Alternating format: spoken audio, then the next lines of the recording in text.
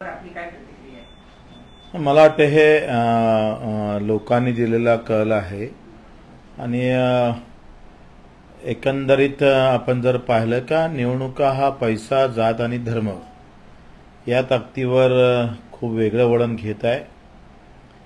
मी लोकांना मुद्दामून आवाहन करेल का निवडणुका जोपर्यंत मुद्द्यावर आणि सामान्य माणसाच्या प्रश्नावर होत नाही आणि त्या विषयावर आम्ही जिथपर्यंत मतदान करत नाही तोपर्यंत सामान्य माणसाचं राज्य येईल असं काही वाटत नाही। या निवडणुकीमध्ये पक्ष जिंकले आणि लोक पुन्हा हारलेले आहे आणि म्हणून मला असं वाटतं एकंदरीत मी कुठल्याही पक्षावर बोलणार नाही, पण हे मात्र नक्की आहे का निवडणुका मुद्द्यावर होत नाही त्याचं दुःख आहे, त्या मुद्द्यावर झाल्या पाहिजे।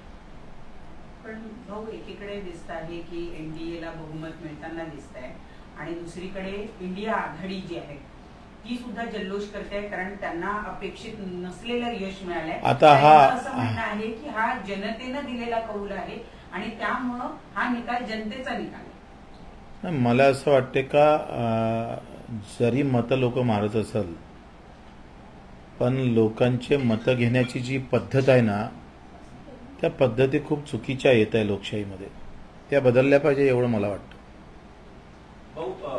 महाराष्ट्रात जो परफॉर्मन्स राहिलाय त्याबद्दल चालू आहे कमी जास्त। मला असं वाटतं का ना खुश आहे ना कोई काय म्हणते त्याला गम पण नाही आहे फार। एकंदरीत शिंदे असतील किंवा अजितदादा असतील पण पोटापोटीच्या राजकारणाला लोकांनी डावललं आहे आणि महाविकास आघाडीला एकंदरीत असं हाय लोकांच्या मनातले काही जे काही बोलून दाखवत होते ते त्या लोकांनी करून पण दाखवलं दिसतं। असं वाटत होते का हे फक्त बोलतातच, नाराजीचा सूर होता। मला वाटते फोडाफोडीच्या राजकारणात लोकांमध्ये तो असंतोष होताच आणि तो थोडा दिसला आहे। अमरावतीच्या जागेबद्दल खूप चर्चा होती, शिफ्टीमुळे नवनीत राणांचा पराभव झाला अशी तर त्या मतदारसंघामध्ये एकंदरीत मला वाटते आम्ही हे श्रेय घेत नाही। त्यांच्या एकंदरीत वागणुकीचा अरेरवीपणा जो होता, राणांचं जे काही बोलण्याची पद्धत होती, आरोप करण्याची पद्धत होती, दुसऱ्या लोकांना अर्ज भरायला जात असताना न्यायालयाने दिलेला निकाल अगदी वेळेवर जसा सोयीचा पाहिजे तसा निकाल न्यायाधीशाने दिल्यानंतर ते मोठं लोकांना भावलं। आमचं मैदान असताना त्यांनी मैदान मारलं, आम्ही तेव्हाच सांगितलं होतं का निवडणुकीचं मैदान आम्ही जिंकू। एकंदरीत या सगळ्या याच्यामुळं लोक न्यायालयात त्या हारलेल्या आहे। न्यायालयात त्या जिंकल्या आणि लोक न्यायालयात मात्र हारल्या। आखरी प्रत्येकाचं आपापली कर्तृत्व कुठं कुठं काही ना काही त्या अडचण निर्माण करतात, त्याचं हे चित्र आहे। आणि राणा जरी चूप राहिले असते तरी नवनीत राणा कदाचित जिंकल्या असत्या। महाराष्ट्राच्या राजकारणामध्ये यावेळेला म्हणजे अचानक बरेच अनपेक्षित निकाल लागलेले आहेत, त्यात कुठेतरी मराठा आंदोलन किंवा मनोज जरांगे पाटील यांची सुद्धा महत्वाची भूमिका असल्याचा आता जाणकार बोलत आहेत। तुम्हाला स्वतःला काय वाटतं, त्या नाराजीचा किती फटका बसला? मला मी काही त्याचा अभ्यासक नाही आहे, पण एकंदरीत मला असं वाटलं होतं का शेतकऱ्यांच्या संदर्भातल्या आम्ही जे गृहीत धरलं होतं का लोकांमध्ये शेतकऱ्यांमध्ये असंतोष आहे, कामगारामध्ये असंतोष आहे, हा सगळा असंतोष निवडणुकीत दिसेल तसं काही चित्र दिसलं नाही। मी मगापासून नेहमी सांगत असतो का जाती धर्माच्या पलीकडे पुन्हा काही प्रश्न आहे, ते प्रश्न चव्हाट्यावर येणं आणि त्यातूनच त्या निवडणुका होणं फार महत्वाचे आहे। वारंवार तेच सांगतो का धर्मजातीच्या पलीकडे पैसा आणि सत्तेच्या पलीकडे जाऊन या देशातले महत्वाचे प्रश्न अजूनही तच्या तसेच आहे। आज जर तुम्ही पाहिलं का साध्या मुंबईतल्या घरकुलामध्ये झोपडपट्टी पुनर्विकास जर आपण पकडला तर करोडो रुपये बिल्डरांनी खाल्ले. मी दाव्यानं सांगतोय का 300 स्क्वेअर फूटचा झोपडपट्टी जर झोपडी असन 300-400 तर ते स्वयंविकासमध्ये 1000 स्क्वेअर फूट बांधू शकतं लोक स्वतःचे. पण बिल्डराच्या खिशात पैसा गेला पण सामान्य माणसाला चांगलं घर भेटू शकलं नाही. हे प्रश्न का निर्माण होत नाही? शेतकऱ्यांच्या भावाचे प्रश्न असेल हे का मुद्दे होऊ शकत नाही याचं चिंतन मंथन आम्ही करतोय. धर्मजातीच्या पलीकडे पोटाची भाषा लोक कधी बोलन, हक्काची भाषा कधी बोलन आणि ते टीव्हीवाले कधी दाखवणार ते फार महत्वाचं. 2024च्या निवडणुकांमध्ये राम मंदिर नव्हतं किंवा सर्जिकल स्ट्राईक नव्हता, एकच प्रमुख मुद्दा होता भारतीय जनता पार्टीकडे, तो म्हणजे राम मंदिराचा. मात्र त्याच अयोध्येमध्ये असेल किंवा चित्रकूटमध्ये भाजपचा सपशेल पराभव झालेला आहे. कसं पाहता या सर्व? मताची टक्केवारी जाती धर्माच्या किती आहे त्याच्यावर सगळं अवलंबून आहे. तुम्ही सांगा, या सगळ्या निवडणुका उमेदवारी देताना सुद्धा जाती आणि धर्माचे गणित लावूनच देतो आपण. एका इकडे आपण शपथ घेतो का आम्ही जात धर्म ह्या लोकशाहीमध्ये येऊ देणार नाही, निस्वार्थपणे काम करू, मी एक भारताचा नागरिक म्हणून काम करणार. पण गणितामध्ये चुकला जर म्हणजे 2-3 ओव्हरवर छक्काच मारला तर लोकांना वाटते मॅनेज आहे काहीतरी, आणि मग तो सिक्सर मारला तरी लोकांना आवडत नाही. ठीक आहे, सहज एखाद्या वेळेस मारला काही झालं तर लोकांना आवडतं. हे नाही आवडलं असेल लोकांना, फोळाफोळीचं राजकारण, काही गोष्टी त्याचं चिंतन मंथन केलंच पाहिजे. याचा संपूर्ण परिणाम लोकसभा निवडणुकीचा संपूर्ण परिणाम 6 महिन्यावर होणारच आहे. बच्चू कडू त्यावेळेला कुठल्या बाजूने असते ते आत्ता सांगता येणार नाही. महाराष्ट्रासह देशभरामध्ये भाजपच्या जसं जागा कमी झाल्या, भाजपचं काय चुकलं असं तुम्हाला वाटतं?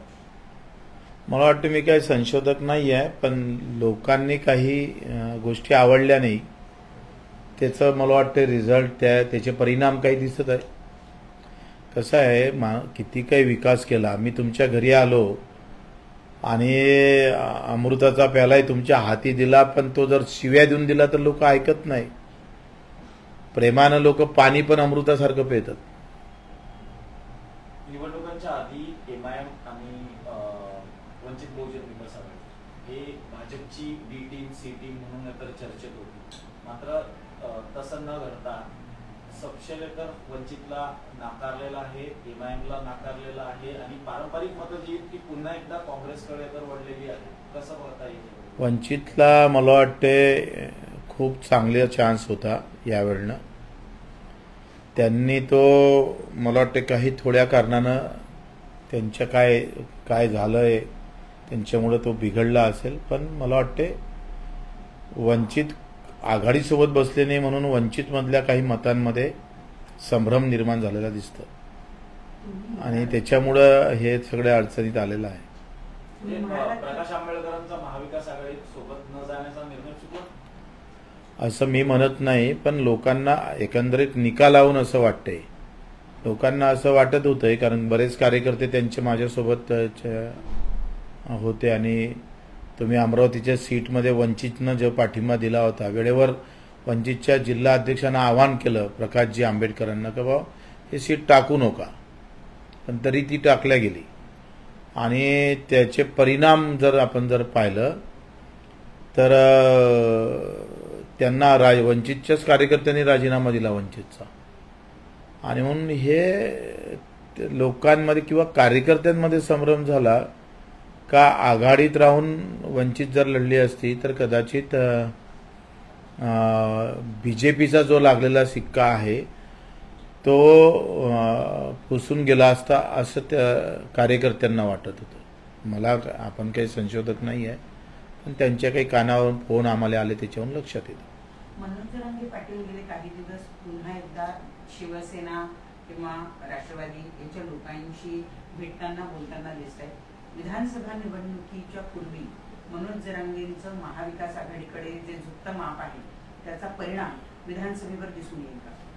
मला वाटतं ह्या निवडणुका आणि होणाऱ्या 3-4 महिन्यांना होणाऱ्या निवडणुका त्याच्यातले उमेदवार हे खूपच ते आतापासून मला नाही वाटत ते एक्झिट पोल जसा काढला गेला तसा मूर्खपणा ठरेल. तुम्ही पाहिलं एक्झिट पोल सगळे सक्षम खोटे ठरले, एकही खरा ठरला नाही.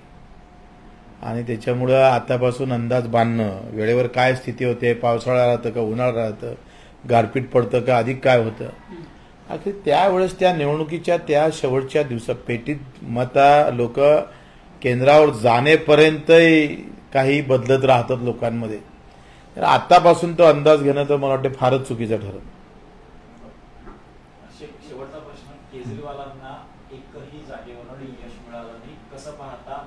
केजरीवालांना ज्या पद्धतीने तुरुंगात दाबलं होतं त्याचे तर परिणाम म्हणता येतील? मला केजरीवाल बद्दल आदर एवढाच वाटतं का त्यांनी केलेले शैक्षणिक दुरुस्ती शिक्षणाच्या संदर्भात आणि आरोग्याच्या संदर्भात, त्याच्यानं आम्ही थोडे केजरीवालच्या फॅन आहे. आणि अंदर टाकला हा भाग नंतरचा असेल, परंतु 2 गोष्टी त्यांनी खूप चांगल्या केलेल्या दिल्लीमध्ये एकंदरीत चर्चा आहे. मला असं वाटतं का किमान त्यांनी केलेलं काम हे देश पातळीवर शिक्षण आणि आरोग्याच्या संदर्भात बरेच राज्य जाऊन राज्यातले शिक्षण मंत्री त्यांच्याकडे गेले, त्यांच्याकडून काही माहिती घेतली.